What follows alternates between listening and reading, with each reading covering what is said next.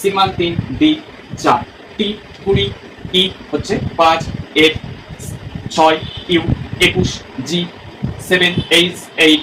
এখানে তাহলে কি করে আসবে আমরা পরে বলছি। ডাব্লিউ 23, কে 11, এল 12।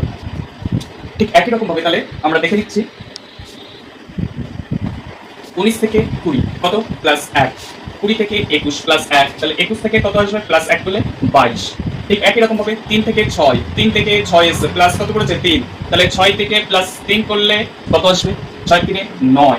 ঠিক একই রকম করে দেখো 4 4 4 থেকে এসছে কত 6 প্লাস 2 করেছে, তাহলে 6 থেকে প্লাস 2 8।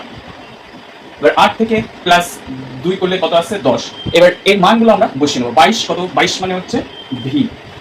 তাহলে প্রথমে কোন অপশনটা ভি রয়েছে, তাহলে এটা আমরা প্রথমে করে নিচ্ছি, তবুও আমরা বলে দিচ্ছি। তাহলে 9 9 মানে আই, এবার 10 মানে জে, তাহলে ভি আই জে। সঠিক উত্তর হলো অপশন